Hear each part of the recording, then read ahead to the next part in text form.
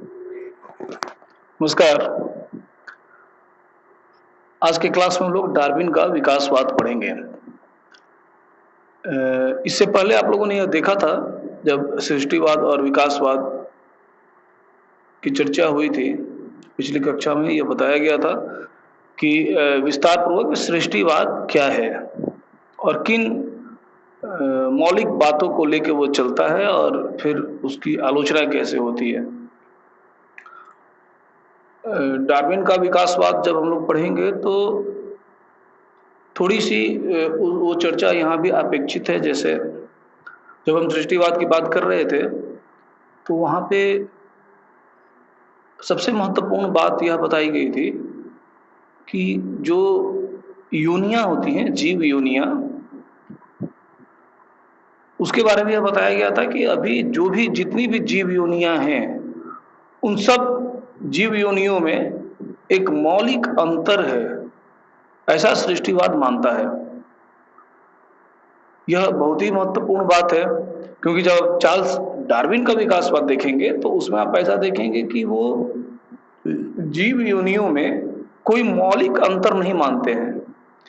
यही मुख्य सिद्धांत है चार्ल्स डार्विन का, जिसको आप अगर याद रखें तो आपको सृष्टिवाद और विकासवाद को समझने में कोई परेशानी कभी नहीं होगी।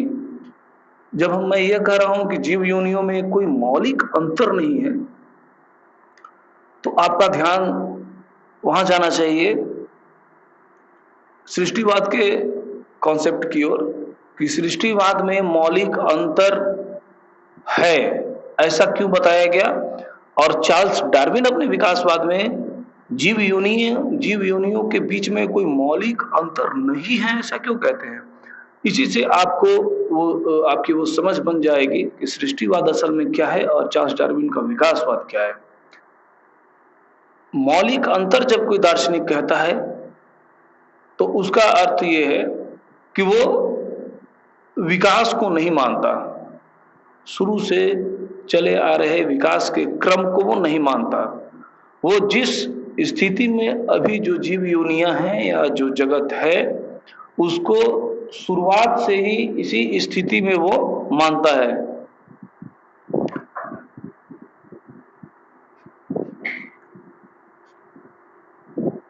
कोई मौलिक अंतर नहीं है जीव योनियों में जब कोई कहता है तो वो दार्शनिक ऐसा जरूर मान रहा है कि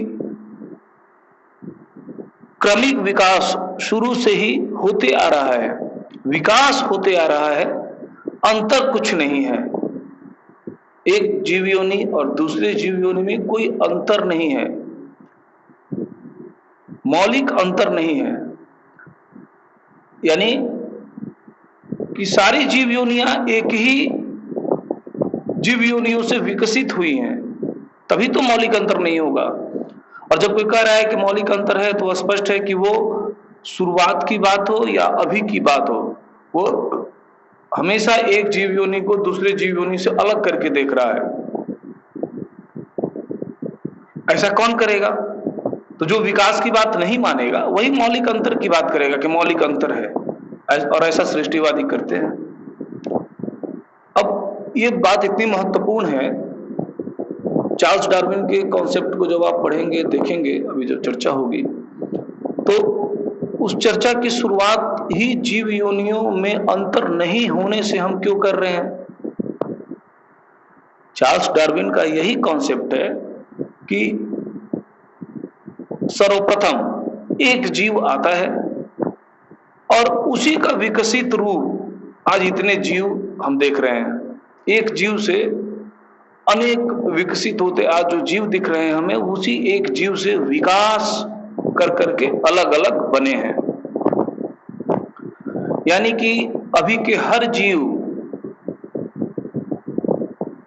और पीछे चले जाइए, आप पहले जीव की तरफ चले जाइए, उन सबों में कोई मौलिक अंतर चार्ल्स डार्विन के अनुसार नहीं है। जैसा कि आप चार्ल्स डार्विन की जो बहुत फेमस पुस्तक है द ओरिजिन ऑफ स्पीसीज, उसको जब पढ़ेंगे तो उसमें बहुत सारा उदाहरण दिया गया है समझने के लिए कि मनुष्य, जैसा कि आप लोग जानते हैं कि मनुष्य के विकास की बात होती है कि यह हम लोग बंदरों, हमारे पूर्वज थे लेटेस्ट, और बंदरों से विकसित होकर हम लोग अभी आए हैं, मनुष्य बना है। ऐसे ही आप कुत्तों की जो प्रजातियां हैं, जैसे 340 के आसपास प्रजाति मानी जाती है कुत्तों की, तो कुत्तों की प्रजातियां जो हैं वो भेड़िए से विकसित होकर बनी है। मतलब ठीक कुत्ते से पहले जो प्रजाति थी वो भेड़ियों की थी, यानी कुत्ते भेड़ियों के प्रजाति से विकसित होकर बने हैं।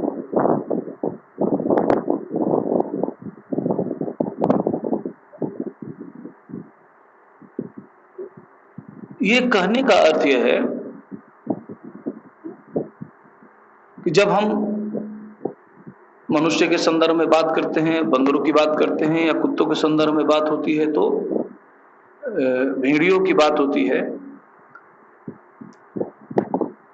या फिर और पीछे चले जाएंगे तो बंदर, वन, मानुस, बहुत तरह के उसमें अंतर है। दिखाया गया है कि बंदरों के उस प्रजाति के अंदर भी बहुत सारा अंतर होता गया, समय के अनुसार उसका अलग अलग नाम है। और जब सबसे पहले आप चले जाएंगे तो एक कोई जीव होगा। अब यह प्रश्न उठता है कि क्या, जैसे हमने उदाहरण दिया भेड़ियों का, कि क्या भेड़िए जो हैं वो पूरी तरह से बंदर के रूप में परिवर्तित हो चुके हैं विकास के क्रम में, या जब मनुष्य की बात आती है तो मनुष्य जो बंदर हैं, बंदर बचे ही नहीं, और अब पूरे सारे बंदरों का विकास होके और आज मनुष्य के रूप में दिखा जा रहा है। ऐसा नहीं है, वो प्रजातियां भी हैं, अनेक तरह की प्रजातियों की बात होती है, भिन्न भिन्न तरह की प्रजातियों की बात होती है। जैसे मनुष्य भी है और बंदर भी है, भेड़िए भी अभी मौजूद हैं और कुत्ते भी हैं। तब यह प्रश्न जरूर उठेगा कि फिर इस विकास का क्या मतलब है।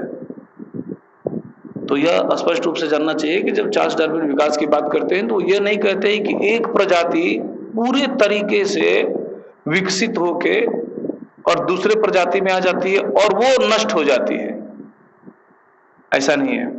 तो इस कॉन्सेप्ट को, चार्ल्स डार्विन के विकासवाद को समझने के लिए थोड़ा सा चार्ल्स डार्विन के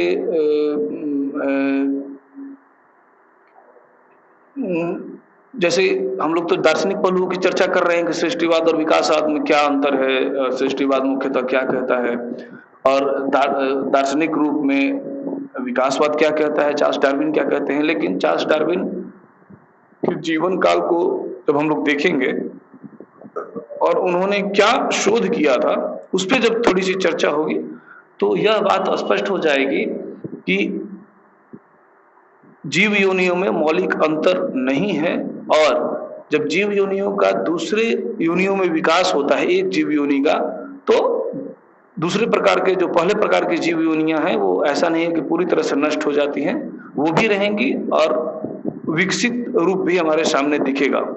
यानी कि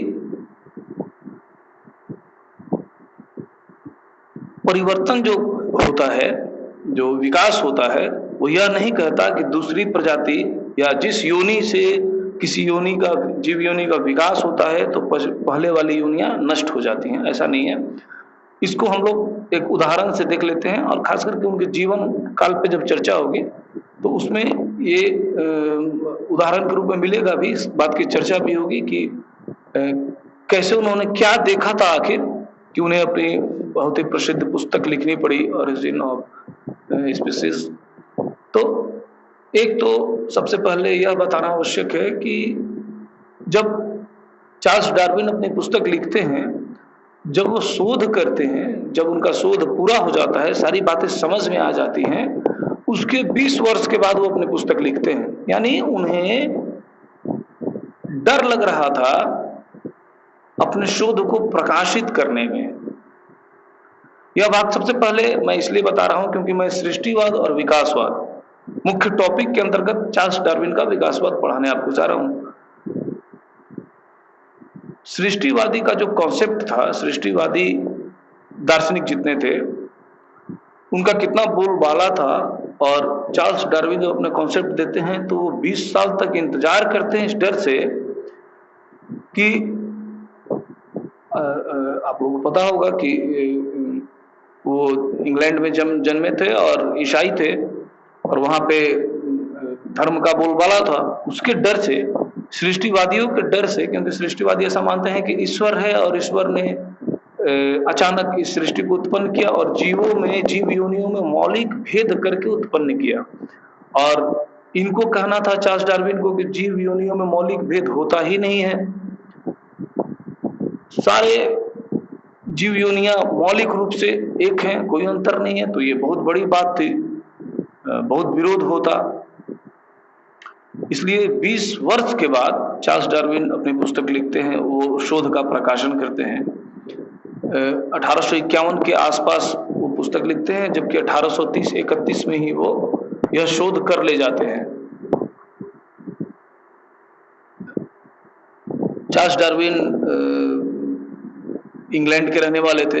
1809 ईस्वी में उनका जन्म हुआ था, और उनके बारे में ऐसा कहा जाता है कि उनके पिताजी भी डॉक्टर थे, उनके दादाजी भी डॉक्टर थे, और पिताजी चाहते थे कि वो डॉक्टर बने, इनका पढ़ने में मन नहीं लगता था। तो इनके जो गुरु हुआ करते थे, वो उन्होंने देखा कि अन्य विषयों की तरफ इसकी रुचि ना होके नेचर, हिस्ट्री ऑफ नेचर का क्या हिस्ट्री है, इसके तरफ उनका ध्यान ज्यादा था, इनकी रुचि ज्यादा थी। तो एक बार कोई एक जहाज जो था, उस पे बहुत सारे लोग मिलके और भ्रमण करने के लिए निकले थे, मैपिंग का काम करने निकले थे। तो वो ऐसा था कि बहुत सारे द्वीपों से होके वो गुजरने वाले थे। तो उनके गुरु ने कहा कि ठीक है, तुम्हारे लिए बहुत अच्छा मौका है, तुम्हारा बहुत इंटरेस्ट है नेचर को समझने के लिए, तो जाओ तुम इस शिप पे, और बहुत तरह की प्रजातियां देखने को मिलेंगी, और खास करके ये जो शिप है ये आइलैंड से ही गुजरेंगी, और आइलैंड पे ऐसा कहा जाता है कि बहुत सारी प्रजातियों का वहां पे आइलैंड पे बहुत सारी प्रजातियां देखने को मिलती हैं। तो आप आइलैंड रिच होता है इस प्रजातियों के मामले में। तो फिर ये अपने पिताजी को मनाए और जैसे तैसे फिर ये जाते हैं। 1830 या 31 के आसपास ये आइलैंड की तरफ निकलते हैं। तो एक गिलापकसिस करके एक आइलैंड होता है जहाँ पे ये अपना शोध का कार्य करते हैं, और वो माना जाता था उस आइलैंड को कि ये बहुत रिच है, वाइल्ड लाइफ के मामले में बहुत रिच था। वहाँ पे वो जाते हैं और अपना शोध का कार्य करते हैं। और इससे पहले उनके मन में ये विचार भी आया करता था कि विभिन्न तरह की प्रजातियां कैसे हैं, क्यों है। दर्शन का जो मूल प्रश्न हमने कहा था पहले क्लास में, वो उस प्रश्न से बहुत अच्छी तरह से वाकिफ थे चार्ल्स डार्विन। वो ऐसा सोचते, जबकि उस समय ऐसा लोग सोचते भी नहीं थे। सबसे महत्वपूर्ण बात यह है कि जो चर्च कहता था उसी बात को लोग मानते थे, सोचते ही नहीं थे कि उसके विरोध में भी कुछ होना चाहिए। लेकिन उन्होंने सोचा और फिर इन्होंने अपना शोध प्रारंभ किया उस द्वीप पे। तो बहुत सारा उदाहरण वो अपनी पुस्तकों में दिए हैं कि उन्होंने क्या शोध किया, लेकिन सबसे फेमस उनका जो जिस चीज पे फोकस करके उन्होंने ये अपना इस बात को समझा, वो फिंचेस करके पंछी हुआ करते थे, फिंचेस कहा जाता था। उसमें उन्होंने देखा कि 6 माह के अंदर ही वो पक्षी 14 रूपों में बदल गया था। 14 रूप उसके 6 माह के अंदर ही विकास के क्रम में 6 ही माह में एक ही पक्षी 6 या 8 माह में 14 प्रकार के पंछियों के रूप में विकसित हो जाता है। पहले वाला रूप भी रहता है और विकसित भी हो के अलग अलग रूपों में वो चला जाता है। कैसे? विकसित होने की आवश्यकता क्यों पड़ी? विकसित होने की आवश्यकता इसलिए पड़ी कि जो पर्यावरण वहां का था, उस पर्यावरण में उसके बहुत सारे जो फिंचेस के बहुत सारे संख्या थी, उन संख्याओं में वो देखते थे कि कुछ को परेशानी हो रही थी। किसी के चोंच कुछ पतले थे, किसी के चोंच मोटे थे, तो चोंच के हिसाब से उन्हें भोजन लेना पड़ता था। शुरुआत में सबके चोंच एक जैसे थे, तो बहुत जब संख्या हो गई फिंचेस की तो प्रॉब्लम होने लगी खाने में ही, अनाज कम उन्हें मिलने लगा, संख्या बढ़ गई और उसके अनुसार खाने की चीजें कम पड़ गई, तो रूप परिवर्तन उनमें शुरू हो गया। यानी कि फिंचेस अपने आप को ट्रांसफॉर्म करने लगे, विकसित करने लगे दूसरे रूपों में। जीवन के लिए संघर्ष की स्थिति उत्पन्न हो गई और वो परिवर्तन करते हैं, विकास का काम करते हैं और परिवर्तित होते हैं। तो उन्होंने एक रिसर्च उसी में किया था चोंच पे, कि मोटे चोंच और पतले चोंच के जो फिंचेस थे वो अलग अलग अलग रह के वो क्या करते थे कि जो मोटे चोंच वाले थे वो जमीन में गड्ढा करके अपना खाना निकाल लेते थे, और जो एक चोंच वाले दूसरे जो थे वो फलों के बीज में से अपना अनाज या खाने का सामान ढूंढा करते थे। तो एक तरह के चोंच वाले जमीन के अंदर से अपना भोजन ढूंढते थे, और एक तरह के चोंच वाले बीजों के अंदर से अपना वो कीड़े मकोड़े वहां से खाते थे, वहां से अपना भोजन ढूंढने लगे, और ये अलग अलग रहने लगे। भोजन मिलने की दशा के अनुसार ये अलग अलग रहने लगे। और फिर ऐसा देखा गया कि जो बीज में अपना भोजन ढूंढते थे वो फिंचेस जिनका चोंच ऐसा था कि वो बीज से अपना भोजन ढूंढे, वो एक साथ रहने लगे। ऐसे ही जमीन के अंदर से जो भोजन ढूंढते थे फिंचेस, वो एक साथ रहने लगे। जब एक साथ रहने लगे तो प्रजनन वो एक साथ के ही फिंचेस आपस में करने लगे, नर और मादा, क्योंकि वो एक साथ रहते थे, नजदीकी थी। क्यों नजदीकी थी? क्योंकि भोजन उनको मिलता था उसी तरीके से, इसलिए वो आपस में रहते थे भोजन के अनुसार। और उसके बाद प्रजनन करने लगे। फिर उन्होंने ऐसा देखा कि उस प्रजनन करते कुछ समय के बाद रूप में अचानक ऐसा परिवर्तन हो जाता है कि जो नया विकसित रूप आता है वो बिल्कुल पहले से जो मिट्टी से भोजन ढूंढते थे उनसे, और जो बीज से भोजन ढूंढते थे उनमें इतना अंतर आ जाता है कि वो बिल्कुल नयापन की तरह हो जाता है। यहां तक कि वो आपस में प्रजनन भी नहीं कर पाते, क्योंकि थे तो सब फिंचेस की प्रजाति ही थी, शुरुआत में सब एक जैसे ही थे। लेकिन इसी रिसर्च के दौरान के समय में ही उन्होंने ऐसा देखा कि बिल्कुल परिवर्तन हो गया रूप। यानी कि मौसम, क्लाइमेट के अनुसार, अपने भोजन के अनुसार एक प्रजाति में सीधे अंतर आ जाता है, पूरी तरह से बदलाव आ जाता है। इतना बदलाव आ जाता है कि वो दो जीव योनियां हो जाती हैं, बदल जाती हैं।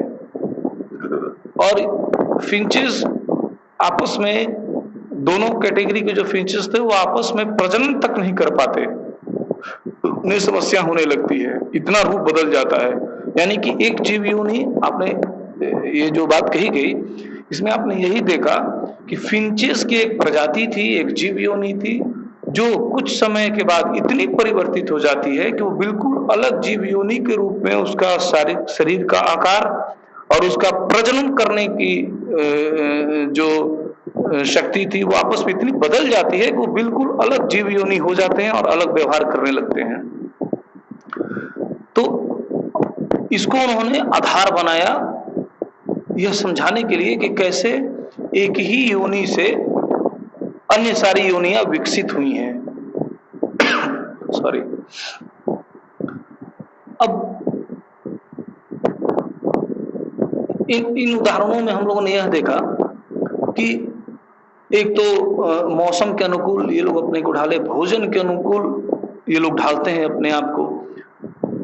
तब इन सब बातों के निष्कर्ष के रूप में चार्ल्स डार्विन जब अपनी बुक पब्लिश करते हैं उसमें उन्होंने और विस्तार से बताया है कि क्या, तो 4 कारण उन्होंने महत्वपूर्ण रूप से बतलाया है कि क्या ऐसा होता है इस विकास के क्रम में जिससे विकास एक योनि से दूसरे योनियों में विकास होता है। हाँ, एक योनि से दूसरे योनि में विकास होता है, इसका अर्थ ये नहीं है कि वो योनि पहले वाली योनि समाप्त हो गई, नहीं, उससे अलग एक योनि बन गई, लेकिन वो भी है। उसमें बहुत सारे ऐसे हैं जो पहले के ही रूप में हैं, लेकिन बहुत नए योनि भी बने। तो इस चर्चा से या अपने बुक के जो उस वक्त प्रकाशित करते हैं चार्ल्स डार्विन, उसमें वो 4 महत्वपूर्ण बिंदुओं की ओर इशारा करते हैं कि ये कैसे संभव होता है, किन किन प्रक्रियाओं से ये गुजरना पड़ता है इस विकास को। सबसे पहले उन्होंने स्ट्रगल ऑफ एग्जिस्टेंस, जीवन संघर्ष की बात उन्होंने की है।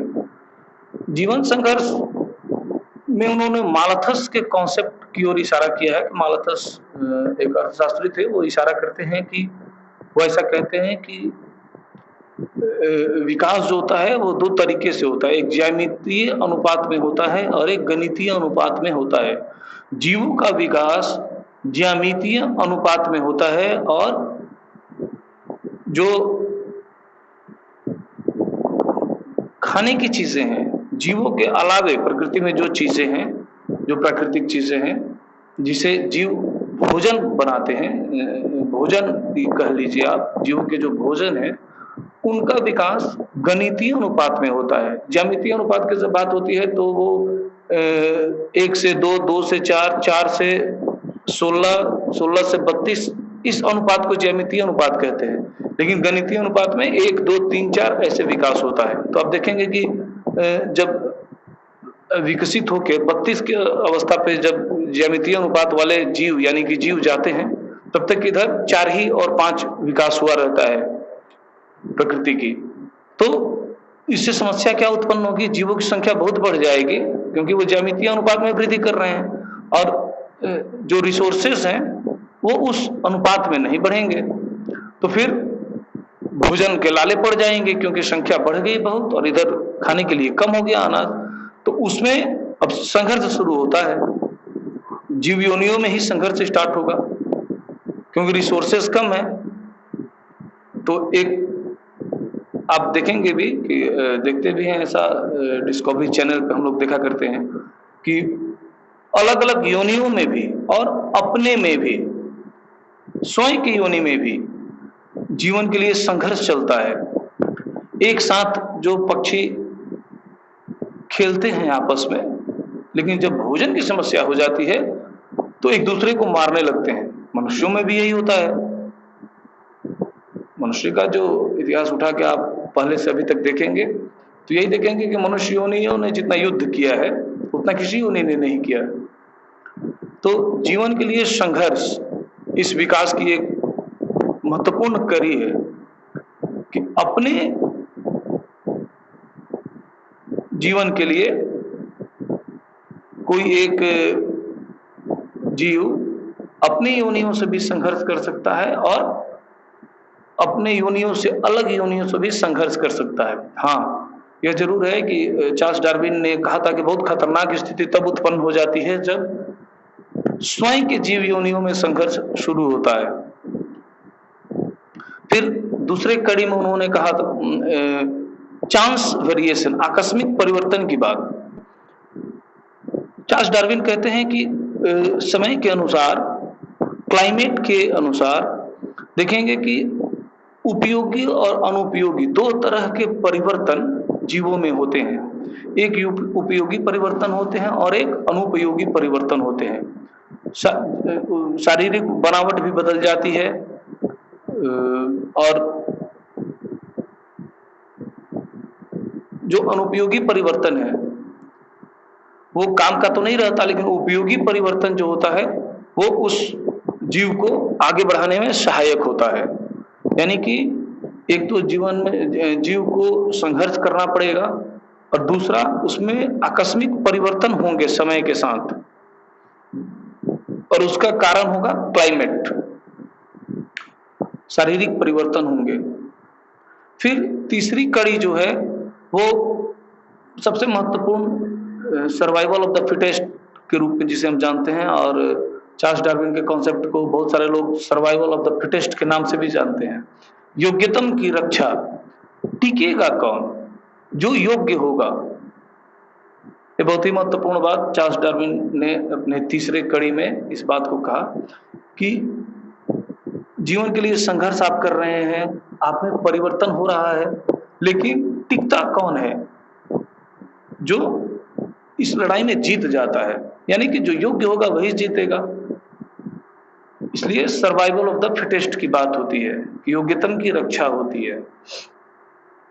वो एक उदाहरण से समझाते हैं कि जैसे जो शुक्राणु और अंडाणु जिससे जीव उत्पन्न होते हैं, उसमें हम लोग देखते हैं कि लाखों की संख्या में शुक्राणु और अंडाणु रहते हैं, लेकिन एक ही बचता है, कुछ ही बचते हैं, बहुत सारे नष्ट हुए। बचते वही हैं जो योग्यतम हो, जो क्लाइमेट के अनुसार बचा रहेगा, वही टिकता है। शुक्राणु और अंडाणु, बहुत सारे शुक्राणु और अंडाणु जब संभोग की प्रक्रिया होती है, प्रजनन के उस काल में लाखों शुक्राणु और अंडाणु बनेंगे, लेकिन बचेगा बहुत कम।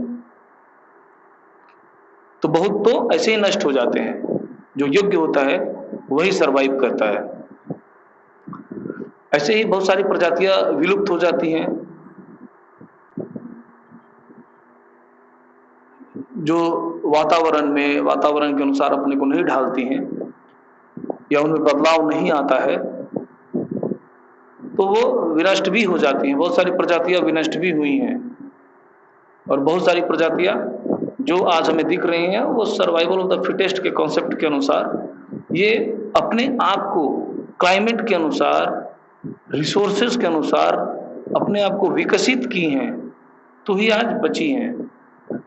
और चौथा जो कड़ी है सबसे महत्वपूर्ण, वो है हेरिडिटी, आनुवंशिकता।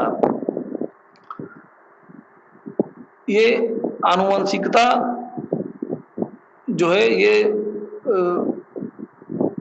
बहुत ही महत्वपूर्ण कड़ी है, जिससे क्यों इसलिए महत्वपूर्ण है चार्ल्स डार्विन के कॉन्सेप्ट में, क्योंकि एक योनि से दूसरे योनि का निर्माण होता है इसी चरण में, उसी को आनुवंशिकता कहते हैं।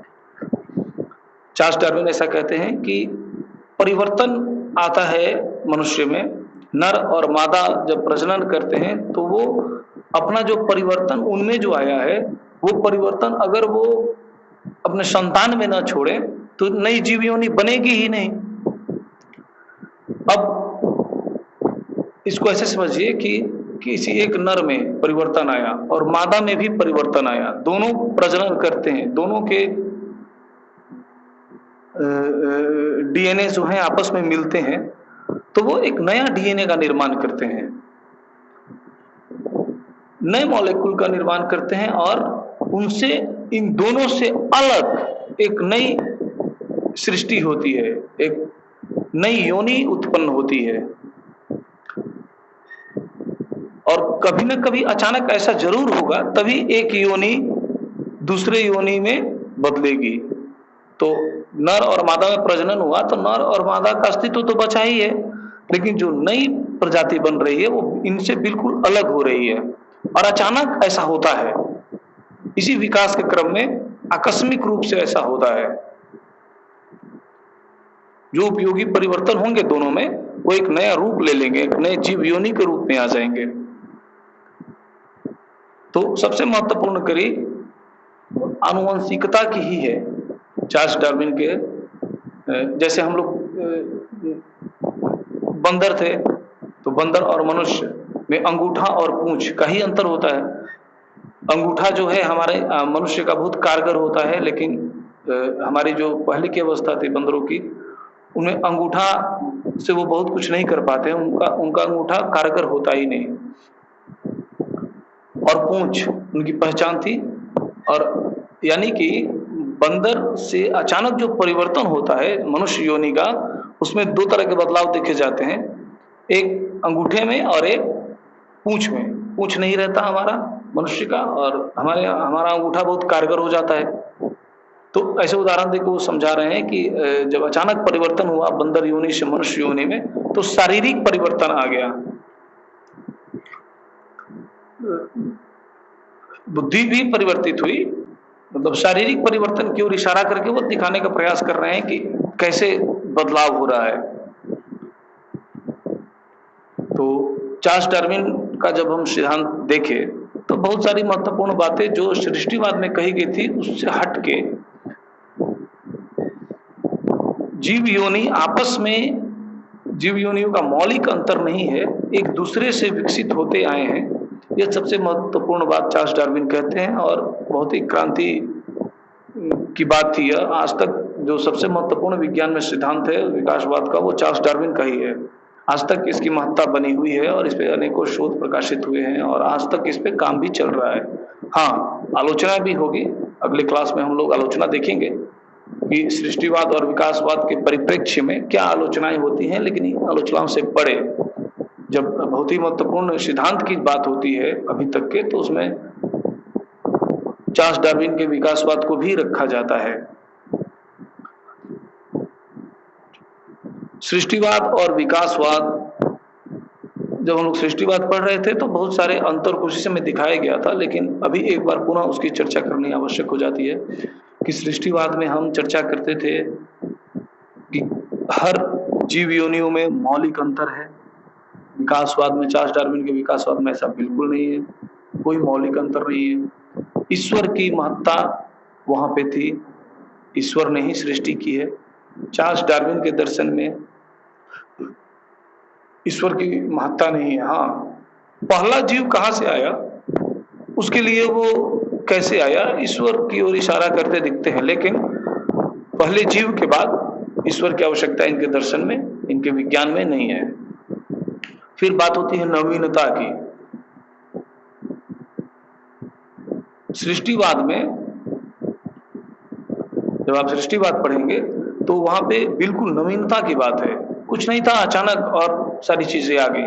लेकिन नवीनता की बातें आप नोवेल्टी की बात चार्ल्स डार्विन के विकासवाद में नहीं होगी, क्योंकि मौलिक रूप से सारी जीव योनियां एक ही हैं। फिर जो सबसे महत्वपूर्ण अंतर आता है कि चार्ल्स डार्विन के विकासवाद को प्रकृतिवादी कहा जाता है। प्रकृति के नियमों से नियंत्रित होता है इनका दर्शन, उसमें किसी ईश्वर का हाथ नहीं होता, प्राकृतिक नियमों से। और जब प्राकृतिक नियम हम कहते हैं तो यंत्रवाद भी अचानक ये बात दिमाग में आ जाती है कि यंत्रवादी है ये कॉन्सेप्ट। लेकिन सृष्टिवाद में हम लोग देखे थे कि वहां पे प्रयोजनवादी है, ईश्वर ने किसी एक प्रयोजन से इस जगत का निर्माण किया है, या जगत का निर्माण किया, उत्पन्न किया, तो जगत एक लक्ष्य की ओर बढ़ रहा है। प्रयोजनवाद ऐसा कहता है, लेकिन चार्ल्स डार्विन का विकासवाद ऐसा नहीं कहता। वो मशीन की भांति यंत्रवादी कॉन्सेप्ट पे विश्वास करते हैं। इस प्रकार सृष्टिवाद और विकासवाद में महत्वपूर्ण अंतर देखते हुए हम लोग जब चार्ल्स डार्विन की बात करते हैं तो यहाँ पे उनके जीवन काल की जो चर्चा हुई उसमें ऐसा दिखाया गया कि इन्होंने अपने उस 8-9 माह के एक पक्षी पर शोध के दौरान ही यह देखा था कि एक जीव योनि 14 जीव योनियों में बदल जाती है। और फिर इसके अनुसार वो ओरिजिन ऑफ बुक अपना लिखते हैं, शोध प्रकाशित करते हैं चार्ल्स डार्विन, और उसमें 4 महत्वपूर्ण बातों को दिखाते हैं कि विकास कैसे होता है जीवों में। ओरिजिन ऑफ स्पीसीज उनकी जो पुस्तक थी वो बहुत ही फेमस होती है, और उसमें जो 4 आयाम होते हैं, struggle of existence, chance variation, survival of the fittest, heredity, उसमें हम लोगों ने देखा कि कैसे विकास किन किन तरीकों से गुजरता है और जीव योनियां, एक जीव योनियां दूसरी जीव योनियों में परिवर्तित होते जाती हैं। और अगले क्लास में हम लोग चार्ल्स डार्विन की जो आलोचना होती है उस पर चर्चा करेंगे। धन्यवाद।